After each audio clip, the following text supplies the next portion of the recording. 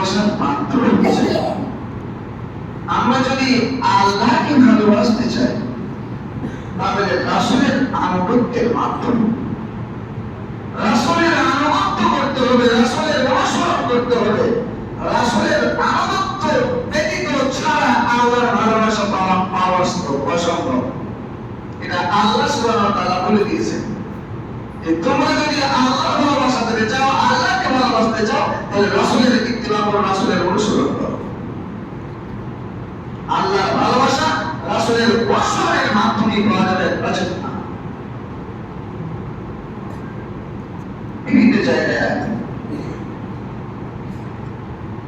আল্লাহ এবং রাসূলের আনুগত্যের ব্যাপারে এত আয়াত আল্লাহ সুবহানাহু ওয়া তাআলা কোরআনুল কারীমে এনেছেন।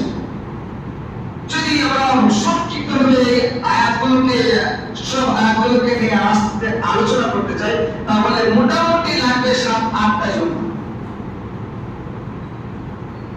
আল্লাহ সুবহানাহু ওয়া তাআলা আগে বলছেন, ইয়া আইয়ুহাল্লাযীনা আমানু আতিউল্লাহ ওয়া আতিউর রাসূল ওয়া লা তুতিউ আ'আদাকুম। কথাগুলো কেমন করে দেখেন। আল্লাহ সুবহানাহু ওয়া তাআলা বলছেন, ইয়া আইয়ুহাল্লাযীনা আমানু, হে বিশ্ববাসীরা, হে ঈমানদার লোকেরা, আতিউল্লাহ, তোমরা আল্লাহর আনুগত্য করো, আতিউর রাসূল, রাসূলের আনুগত্য করো, রাসূলের অনুসরণ করো, ওয়া লা তুতিউ আ'আদাকুম, অন্যথায় তোমরা তোমাদের আমলগুলোকে বিনষ্ট করিও না। একটা একটু আশ্চর্য মনে হবে। আল্লাহ বলছেন আল্লাহর আনুগত্য করো, রাসূলের অনুসরণ করো, অন্যথায় তোমাদের আমলগুলোকে বিনষ্ট করো না, নষ্ট করিও না। তাহলে এই আয়াত থেকে যদি আমরা একটু ভাবনা চিন্তা করি, তাহলে বুঝতে পারবো আল্লাহ ঈমানদারদেরকে বললেন তোমরা আল্লাহর আনুগত্য করো, রাসূলের অনুসরণ করো। যদি আল্লাহর আনুগত্য রাসূলের অনুসরণের মাধ্যমে না হয়, তাহলে তোমাদের আমলগুলো বাতিল হয়ে গেল। যা কিছু করছো না কেন সব বাতিল।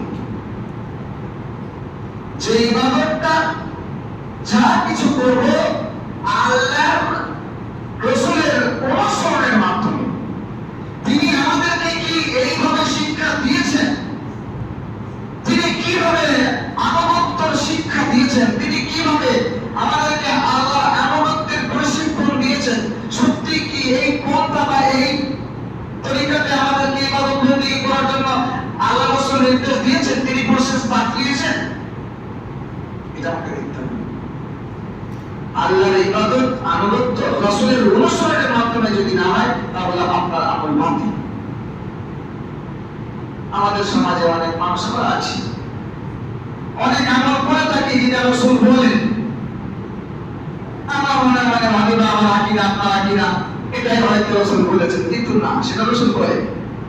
আমি করি, আমি এই মেম্বারে তো অনেকবার বলেছি যে নামাজ শুরু করার আগে বিসমিল্লাহ, আল্লাহ রাসূল জীবনে কোনোদিন বলেন। আমরা কি করি? এই রাসূলের দেওয়া পদ্ধতি ছেড়ে দিয়ে নিজের পদ্ধতি তৈরি করে আমি আরো ভালো মনে করে যদি কিছু করতে যাই, তাহলে আমার বাতিল। এটা আল্লাহ বলেছেন, আমার কিছু করার আমি বলি।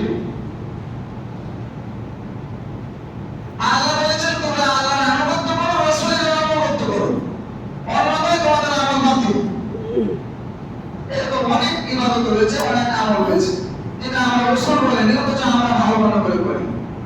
আর যেটা রাসূল বলেনি, যেটা রাসূল বলেনি, অথচ আমি ভালো মনে করে করি, এটার নামই হলো বিদআত।